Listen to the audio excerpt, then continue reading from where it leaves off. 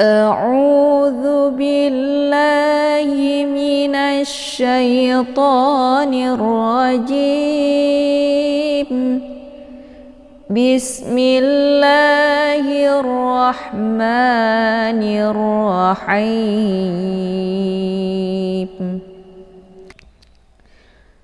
سيقول السفهاء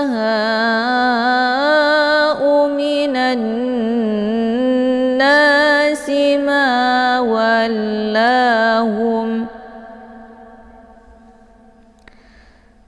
سيقول السفهاء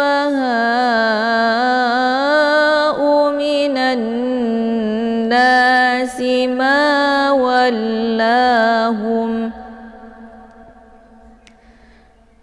ما ولاهم عن قبلتهم التي كانوا عليها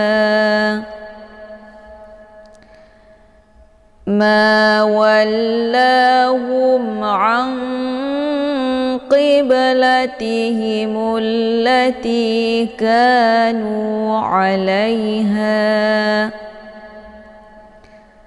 قل لله المشرق والمغرب قل لله المشرق والمغرب يهدي من يشاء إلى صراط مستقيم يهدي من يشاء إلى صراط مستقيم وكذلك جعلناكم أمة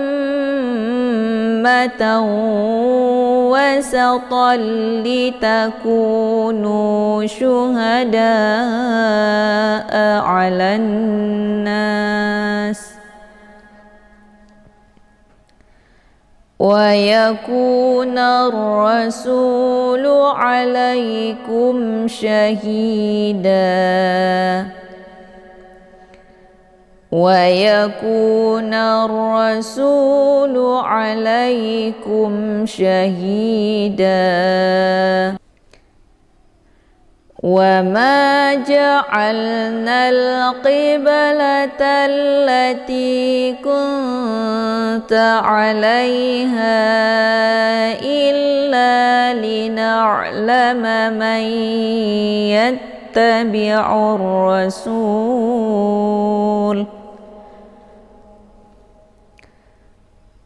وما جعلنا القبلة التي كنت عليها إلا لنعلم من يتبع الرسول من يتبع الرسول ممن ينقلب على عقبيه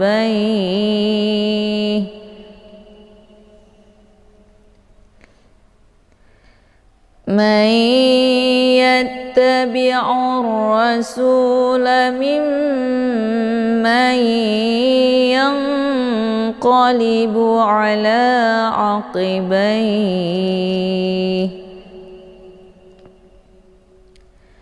وإن كانت لكبيرة إلا على الذين هدى الله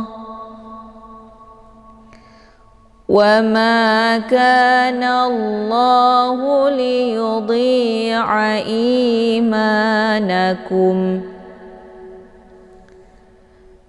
وما كان الله ليضيع إيمانكم إن الله بالناس لرؤوف رحيم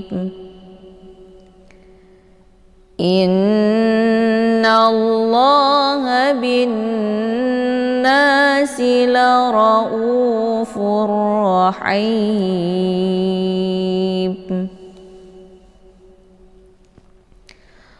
قد نرى تقلب وجهك في السماء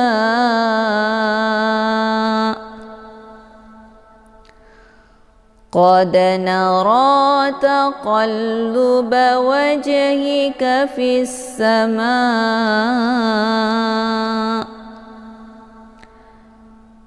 فلنولينك قبلة ترضاها فلنولينك قبلة ترضاها فول وجهك شطر المسجد الحرام وحيث ما كنتم فولوا وجوهكم شطره وحيث ما كنتم فولوا وجوهكم شطره وإن الذين أوتوا الكتاب ليعلمون أنه الحق من ربهم وإن الذين أوتوا الكتاب ليعلمون أنه الحق من ربهم وما الله بغافل عما يعملون وما الله بغافل عما يعملون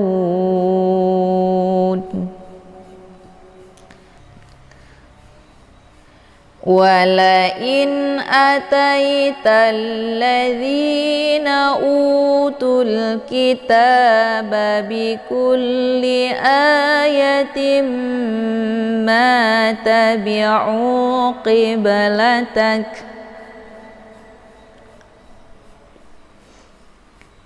وما أنت بتابع قبلتهم وما بعضهم بتابع قبلة بعض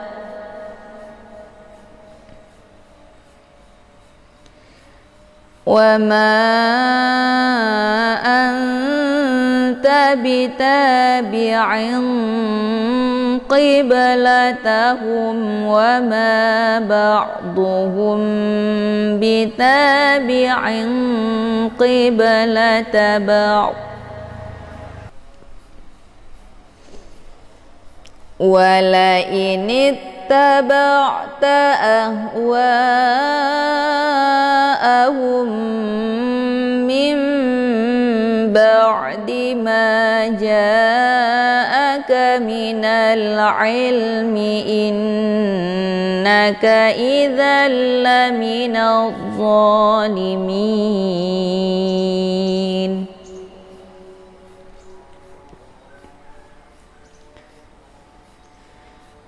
ولئن اتبعت أهواءهم من بعد ما جاءك من العلم إنك إذا لمن الظالمين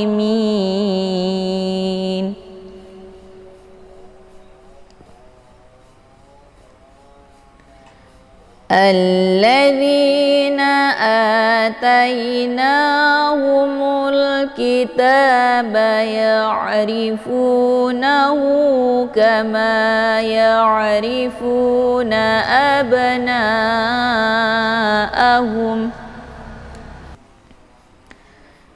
الذين آتيناهم الكتاب يعرفونه كما يعرفون أبناءهم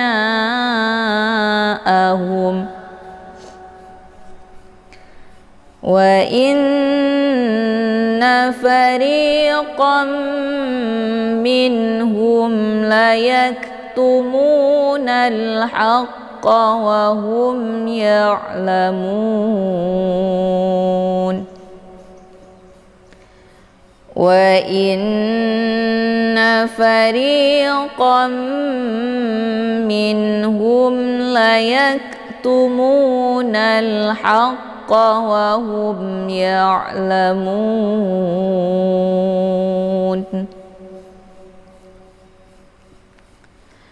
الحق من ربك فلا تكونن من الممترين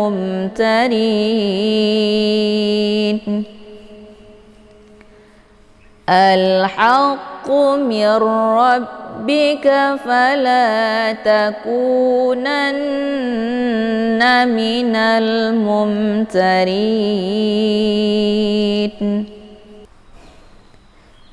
ولكل وجهة هو موليها فاستبقوا الخيرات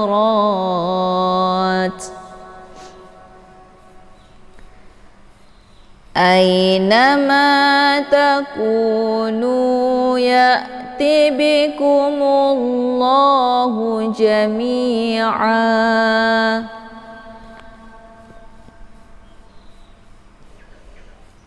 أينما تكونوا يأت بكم الله جميعا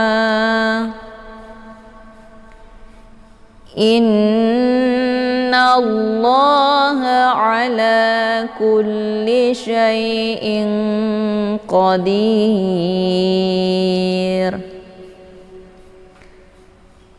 إن الله على كل شيء قدير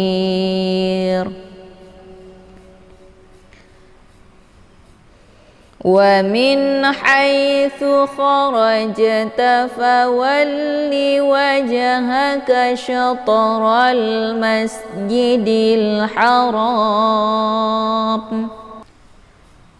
ومن حيث خرجت فول وجهك شطر المسجد الحرام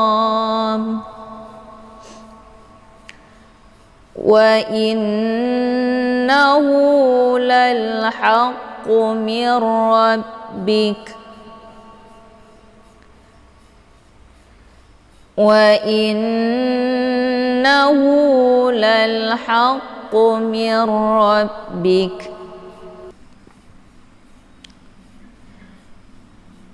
وما الله بغافل عما تعملون ومن حيث خرجت فول وجهك شطر المسجد الحرام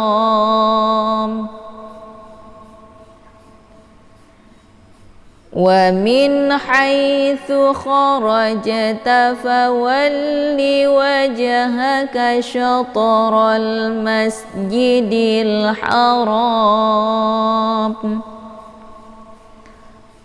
وحيث ما كنتم فولوا وجوهكم شطره لئلا يكون للناس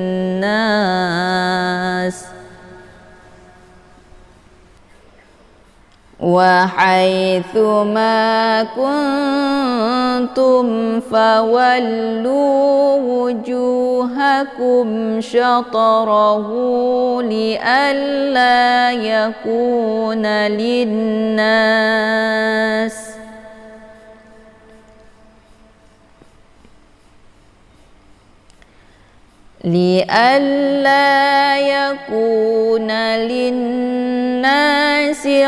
عليكم حجة إلا الذين ظلموا منهم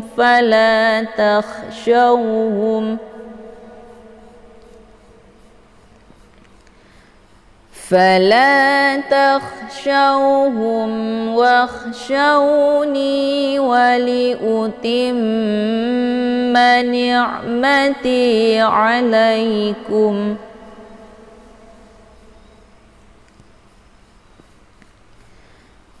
فلا تخشوهم واخشوني ولأتم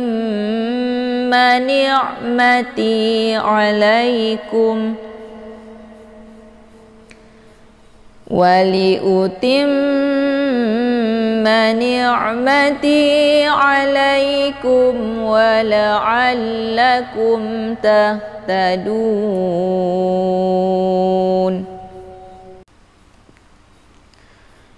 ولأتم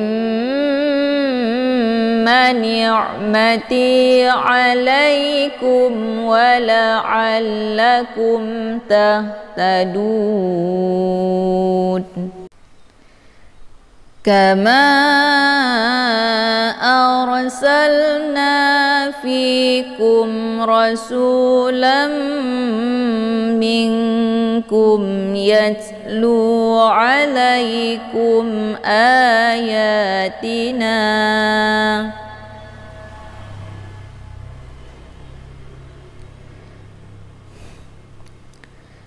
كما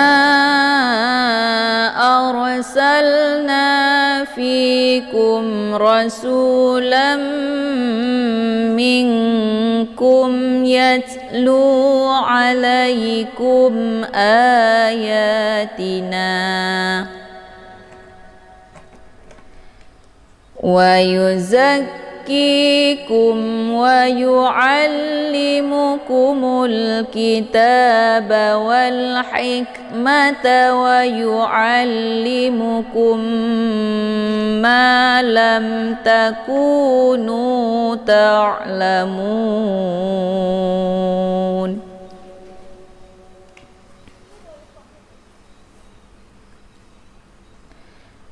فاذكروني أذكركم واشكروا لي ولا تكفرون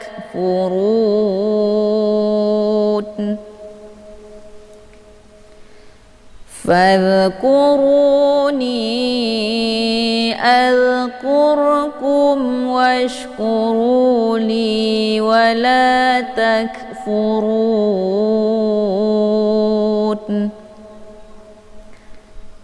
يا أيها الذين آمنوا استعينوا بالصبر والصلاة يا أيها الذين آمنوا استعينوا بالصبر والصلاة إن الله مع الصابرين Innallaha ma'as sabirin. Ya ini merupakan mad jaiz munfasil. Tandanya ada mad tabi'i yaitu ya berharakat fathah tegak, kemudian bertemu dengan hamzah di lain kalimat, yaitu di kalimat ayu. Nah, kalau dilihat secara penulisan, ya dengan a itu bersambung, namun pada hakikatnya secara hukum ini ya dengan ayu terpisah. Jadi ya ini mempunyai makna tersendiri dan ayu juga mempunyai makna tersendiri. Jadi antara ya dengan ayu itu maknanya terpisah-pisah. Maka sudah jelas ini dikatakan secara hukum adalah mad jaiz munfasil, bukan mad wajib ya. Walau secara penulisannya itu antar huruf ya dengan a itu bersambung, namun pada hakikatnya secara hukum ini terpisah, jadi berbeda makna. Kemudian ayu ini ada tasydid dia, jadi cara bacanya a-nya ditekan kemudian dileburkan ke dalam huruf ya. Ya ayu, bukan dibaca ayu ya, tapi ya ayyuhalladzi. Halla di sini ada alif lam, namanya alif lam asy-syamsiyah. Karena sesudah alif lam terdapat huruf syamsiyah yaitu la. Nah, di sini kenapa huruf syamsiyahnya mesti la bukan dha? Karena kalau diuraikan secara tajwid, huruf yang bertasydid itu terdiri daripada dua huruf. Yang pertama yaitu sukun asli dan yang kedua yaitu huruf yang berbaris. Maka ketika ada huruf yang bersamaan yang sukun dimasukkan ke dalam yang berbaris. Begitu juga dengan huruf la ini. Jadi huruf yang pertama yang sukun adalah alif lamnya. Kemudian alif lamnya dimasukkan ke dalam lam yang berharakat, yaitu lam huruf syamsiyah. Atau kata lain juga disebut ini idgham syamsiyah. Dan alif lam ini tidak lagi dibaca ya ayyuhalla, jadi langsung ke la-nya. Kemudian dibaca panjang, ada ya sukun sebelumnya harokat kisra. Ini dinamakan dengan mad tabi'i zahiri, dibaca panjang dua harokat. Alladzina a merupakan mad badal karena ada huruf mad yang terdapat pada hamzah. Jadi sebagai harokat baris tegak ini merupakan penandaan mad ya, yang seharusnya di sini ada alif lagi, tapi alifnya tidak ditulis, kemudian dilambangkan sebagai harokat fathah berdiri tegak. Nah, mad badal ini dibaca panjang dua harokat. Jadi antara mad badal dengan mad tabi'i muqaddar itu berbeda ya, meskipun secara penulisannya sama-sama ditulis dalam bentuk harokat tegak, tapi pada hakikatnya berbeda. Nah, yang jadi perbedaannya adalah kalau misalkan mad tabi'i muqaddar itu dia harokat tegaknya boleh di huruf apa saja selain hamzah. Sementara mad badal itu harokat berbaris tegak ataupun huruf madnya terkhusus pada hamzah, seperti a, i, u. Nah, yang letak huruf madnya di hamzah maka itu digolongkan kepada mad badal. Kemudian manusta'inu ini adalah hamzah wasal, jadi di saat meneruskan bacaan ini gugur, tidak dibaca. Kemudian sinnya dibaca tipis dan dia sifatnya shafir, maka anginnya itu lebih jelas. Amanusta'i, ini merupakan mad tabi'i zahiri, dibaca panjang dua harokat karena ada ya sukun sebelumnya harokat kisrah. Kemudian nu juga mad tabi'i zahiri, dibaca panjang dua harokat karena ada waw sukun sebelumnya harokat zuma. Kemudian bilso, di sini ada alif lam, namanya alif lam asy-syamsiyah karena sesudah alif lam terdapat huruf syamsiyah yaitu shad. Cara bacanya bi-nya langsung dimasukkan ke dalam huruf shad dan alif lam ini tidak lagi dibaca. Kata lain juga disebut dengan idgham syamsiyah. Sabari ada ba sukun yang terdapat di pertengahan kalimat. Ini dinamakan dengan qalqalah sughra. Cara bacanya ba-nya dipantulkan dengan pantulan ringan. Kemudian untuk hukum bacaan ra ini dibaca tipis karena harokat ra-nya berkisrah. Ri, jadi bukan ori ya, tapi ri dengan bentuk mulut yang terbuka. Wassa di sini ada alif lam, namanya alif lam asy-syamsiyah karena sesudah alif lam terdapat huruf syamsiyah yaitu shad. Cara bacanya wawnya dileburkan ke dalam huruf shad ataupun dimasukkan. Dan alif lam ini tidak lagi dibaca. Kata lain juga disebut dengan idgham syamsiyah. Shalah ini merupakan mad arid li sukun. Karena di sini ada tanda waqaf namanya al-waqfu aula, jadi berhenti lebih utama, maka saat mewaqaf di sini otomatis kita mewaqafkan dua huruf. Yang pertama yaitu huruf mad, ya, ini ada harokat fathah berdiri tegak yang ditandakan sebagai alif. Kemudian ada satu huruf lagi yaitu ta marbutah yang kita sukunkan dengan sebab diwaqaf. Maka ketika ada mad tabi'i dan berhadapan dengan satu huruf lagi yang kita sukunkan dengan sebab diwaqaf, maka ini dinamakan dengan mad arid li sukun. Dan dibacanya panjangnya boleh 2, 4 sampai 6 harokat, harus konsisten dengan nafas. Kemudian inna ada tasydid di huruf nun, ini dinamakan dengan ghunnah musyaddadah.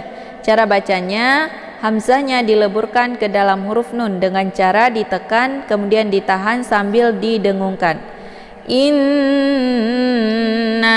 jadi ditahannya itu lebih kurang 2 harokat sehingga terbentuk suara yang mendengung. Innallah, nallah di sini ada alif lam, namanya alif lam asy-syamsiyah karena sesudah alif lam terdapat huruf syamsiyah yaitu la. Cara bacanya nunnya langsung dileburkan ke dalam huruf la ataupun dimasukkan. Nallah. Dan untuk alif lamnya tidak lagi dibaca. Atau kata lain juga disebut dengan idgham syamsiyah. Nah, untuk bacaan lafdzul jalalahnya dibaca tafkhimun mufakkamun, yaitu bacaan tebal karena sebelum lafdzul jalalah berharokat fathah yaitu na. Nallah, jadi bukan dibaca nalla ya. Dan untuk lamnya dibaca panjang 2 harokat karena ini merupakan mad tabi'i muqaddar. Kemudian ma'assa, di sini ada alif lam namanya alif lam asy-syamsiyah. Sesudah alif lam terdapat huruf syamsiyah yaitu shad. Cara bacanya ainnya dileburkan ke dalam huruf shad ataupun dimasukkan. Assa, dan untuk alif lamnya tidak lagi dibaca. Kata lain juga disebut dengan idgham syamsiyah. Kemudian so ini dibaca tebal ya, so bukan sa tapi so. Dan so ini dibaca panjang karena ada harokat fathah berdiri tegak. Ini dinamakan dengan mad tabi'i muqaddar, dibaca panjang 2 harokat. Kemudian birin. Nah, untuk ra ini dibaca tipis karena harokatnya kisrah. Dan rin dibaca panjang karena ini merupakan mad arid li sukun, yaitu tandanya ada mad tabi'i yaitu ada ya sebelumnya harokat kisrah. Kemudian ada satu huruf lagi yang kita sukunkan dengan sebab diwaqaf. Nah, di sini sudah 2 huruf yang kita sukun ya. Yang pertama sukun asli yaitu huruf mad, dan yang kedua nunnya dengan sebab kita sukun dengan sebab diwaqaf. Jadi mad arid li sukun ini dibaca panjang boleh 2, 4 sampai 6 harokat, harus konsisten dengan nafas.